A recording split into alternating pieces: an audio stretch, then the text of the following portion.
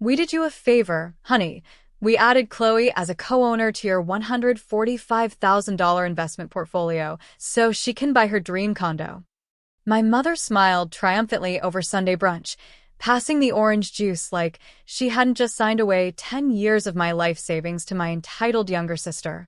Chloe was already smirking across the table, showing off luxury floor plans and bragging that the down payment wire would clear first thing Monday morning. My parents truly believed an old, forgotten custodial signature from my high school days had backed me into a corner. What they didn't know was that 48 hours earlier, an automated bank alert had tipped me off to their secret paperwork. By Friday afternoon, I had quietly liquidated every single asset and moved the funds into an untouchable private account, leaving exactly $8.50 behind for them to split. My name is Emily, and I am 27 years old. For as long as I can remember, my family operated under a single, unspoken rule. Whatever Emily builds, Chloe deserves a piece of. Chloe was my younger sister by 2 years and the undisputed golden child of the household. Growing up, every mistake she made was treated as a harmless learning curve, while every boundary I set was labeled as cold and selfish. When Chloe maxed out 3 store credit cards at 19, our parents remortgaged part of their equity to bail her out. When she dropped out of design school after 2 semesters, my father bought her a brand new car to lift her spirits. I, on the other hand, chose a completely different path. From the day I turned 18, I worked 2 jobs while putting myself through a finance degree. I lived with roommates in drafty apartments, packed lunches, and drove a battered used sedan that rattled every time it hit 60 miles per hour on the highway. Every spare dollar I earned went straight into an aggressive index fund portfolio. Over nearly a decade of ruthless discipline, promotions, and quiet compounding interest, that balance climbed to exactly $145,000. It wasn't an inheritance. It wasn't a handout. It was thousands of hours of overtime, missed vacations, and relentless frugality converted into the foundation for my future. There was only one tiny, overlooked detail that would come back to haunt me. When I opened that brokerage account as a high school senior with my first paycheck from a local diner, I was only 17. Because I was legally a minor at the time, the bank required an adult cosigner to establish the profile. My mother, Helen, had signed the paperwork alongside me as a dormant custodial signatory. Back then, the account held a grand total of $350. As the years passed and the account transitioned into regular trading, I managed the logins, made every single deposit from my private checking account, and filed all the corresponding tax documents myself. I completely forgot that my mother's name had remained buried in the original setup files at that legacy regional bank. To me, that account was my hard-earned safety net, the money that would soon buy my first home and give me total independence. But to my mother and Chloe, who had recently discovered its existence through a misdirected annual statement sent to my parents' address, it wasn't my hard work. It was an untapped family goldmine waiting to be claimed. The discovery happened on a crisp Friday afternoon, exactly 48 hours before the infamous Sunday brunch. I was sitting at my desk finishing up a quarterly analysis when my phone buzzed with an automated security notification from the bank. The alert stated that a secondary signatory had submitted paperwork to update account permissions, modify the primary mailing address, and add an authorized third-party joint holder. My stomach dropped. I immediately logged into the portal. The requested addition on the paperwork was unmistakably Chloe's full legal name, submitted directly through my mother's dormant custodial authority. Because of an administrative loophole with that specific regional institution's decades-old forms, a secondary signer could still file modification requests in branch without triggering an instant block, pending a 2-business-day review period over the weekend. They weren't just looking at my portfolio. They were actively moving to grant Chloe equal withdrawal rights by Monday morning. They thought I wouldn't notice the quiet paperwork shuffle until it was already finalized. I didn't panic. I didn't call my mother in a rage or fire off frantic text messages. 10 years in finance had taught me that emotions ruin strategy, while numbers and swift execution win every time. I took the rest of the afternoon off, grabbed my tax records, identification, and proof of origin for every single deposit made over the last decade, and drove straight to the bank's main downtown branch. I sat down with the senior branch manager, a meticulous man named Mr. Vance. I laid out the records showing that every dollar transferred into that portfolio originated from my sole checking account, tied directly to my personal payroll deposits.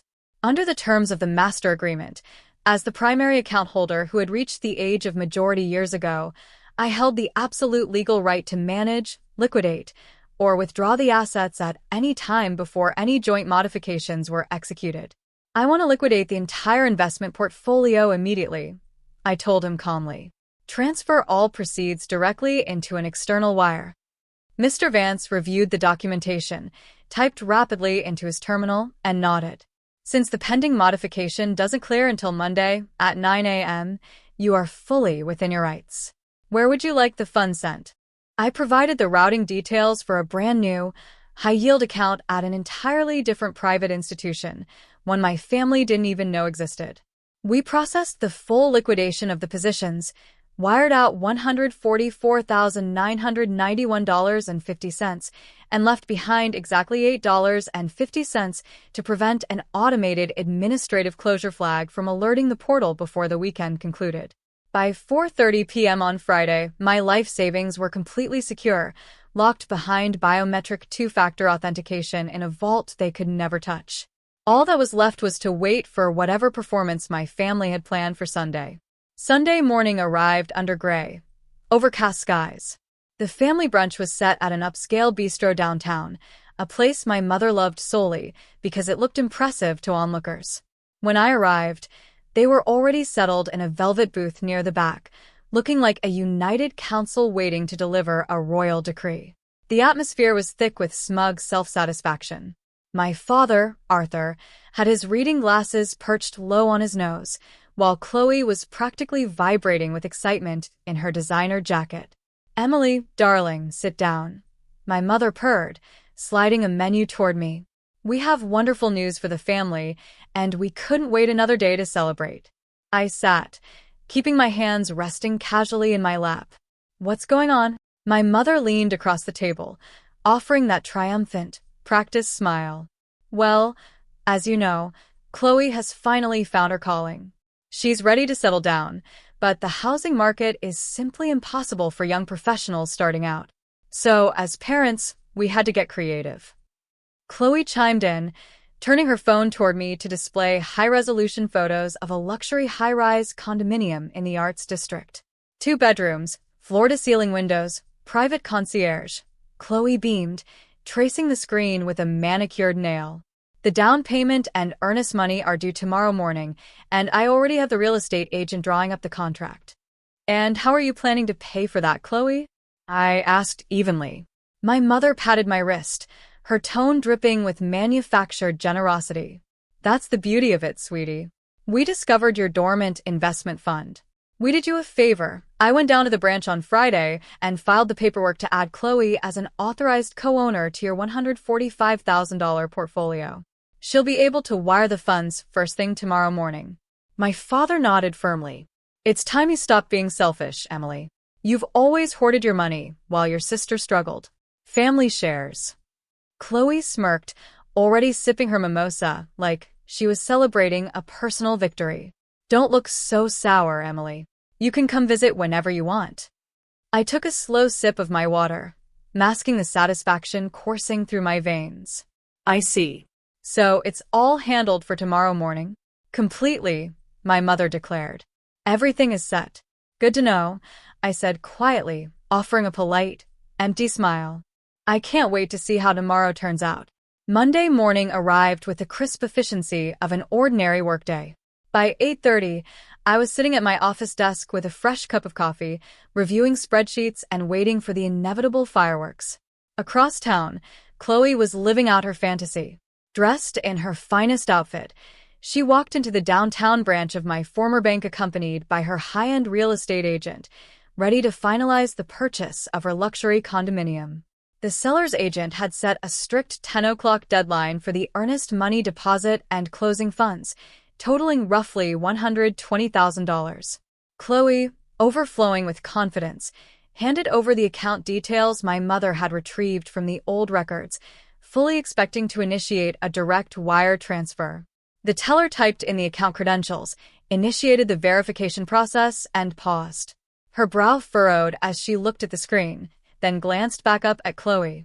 "Is there an issue?" Chloe asked, tapping her designer handbag impatiently against the marble counter.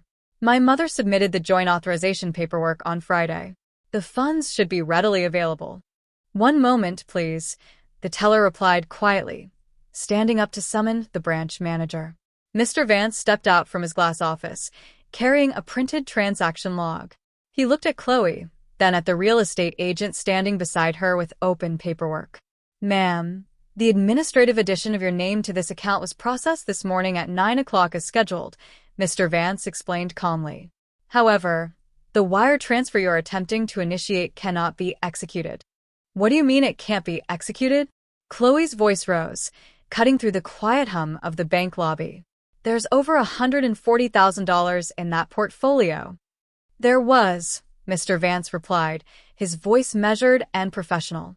"However, the primary account owner, Emily, exercised her legal authority to liquidate the entire investment portfolio on Friday afternoon. The proceeds were wired to an external institution prior to the close of business." Chloe went completely pale. The real estate agent stepped forward, checking his watch with growing irritation. "Excuse me? Are you saying the funds aren't here?" Mr. Vance slid a small printout across the counter. "The current available balance in this account is $8.50. There are insufficient funds to process any wire transfer." The silence that followed was absolute. The agent looked down at the receipt, shook his head in disbelief, packed up his closing documents, and walked out the glass doors without another word. Chloe was left standing alone at the counter, clutching a paper receipt showing $8.50, realizing her entire illusion had collapsed. At 9:42 a.m., the initial vibration began on my desk. Within 10 minutes, my phone had turned into a solid block of continuous alerts, vibrating so violently it drifted across the mahogany surface. First came 14 missed calls from Chloe, followed rapidly by 8 from my mother and 5 from my father. Then the text messages began cascading down the notification screen in rapid succession. "Emily, what did you do?" "The money is gone. The broker just canceled my contract. You ruined my life. You humiliated me in front of everyone. Pick up your phone right now, or Dad and I are coming over." I didn't answer a single call. Instead, I calmly reached out, switched the phone to silent mode, and allowed the calls to roll directly into voicemail. Every ring, every timestamp, and every frantically typed paragraph was another piece of digital evidence documenting their intent. During my lunch break, I closed my office door and listened to the voicemails. Chloe's voice was high-pitched, screeching through tears of pure rage about ruined reputations and legal action. My mother's message was icy, furious, and filled with accusations. "You committed theft against your own family, Emily. I signed for that account years ago, which means half of that money belongs to this household. You will wire every single cent to your sister by 5 o'clock, or we will have the police at your doorstep for fraud." My father's message was equally blunt, ordering me to fix this disgrace immediately before I destroyed what was left of our family ties. Rather than letting their threats shake me, I contacted Sarah Jenkins, a senior financial attorney I had worked with through corporate audit consultations. I forwarded her the bank agreements, the proof of payroll origin, the timestamps of my liquidation, and the threatening voicemails. Sarah reviewed the files within 20 minutes and called me back with a dry chuckle. "Emily, you have nothing to worry about. You are the sole earner, the primary account owner, and an adult. Your mother possessed administrative custodial status that expired in practical function the moment you turned legal age. Attempting to redirect your personal earnings to a sibling without your consent borders on attempted conversion on their part, not yours. If they threaten you with the police, let them. They are handing you a harassment case." Armed with legal certainty and documented proof, I saved every voicemail to an encrypted cloud drive, closed my laptop, and prepared for the inevitable confrontation waiting for me at home. When I arrived home at 6 o'clock, my family was already waiting outside my apartment door. Chloe looked disheveled, her mascara smeared beneath furious red eyes. My mother was pacing the hallway with her arms tightly crossed, while my father leaned against the wall, radiating cold disapproval. "There she is!" Chloe shrieked the second I stepped off the elevator. "You humiliated me. The realtor dropped me, the sellers took the unit off the market, and everyone thinks I'm a fraud because of you." Emily inside. "Now," my father commanded, stepping forward to block the hallway. I didn't flinch. I unlocked my door, stepped inside just past the threshold, and turned to face them without inviting them in. "Say whatever you came to say, but keep your voices down." My mother pushed forward, thrusting a finger toward my face. "You give that money back to your sister right this second. I was a legal cosigner on that account. That fund belongs to this family, and what you did on Friday was grand theft. We will call the police and sue you for every dime." Instead of arguing, I reached into my briefcase and pulled out a neatly bound folder of documents. "Go ahead and call them, Mom," I said in a calm, level tone. "I spoke with a senior financial attorney this afternoon, and she's ready to represent me."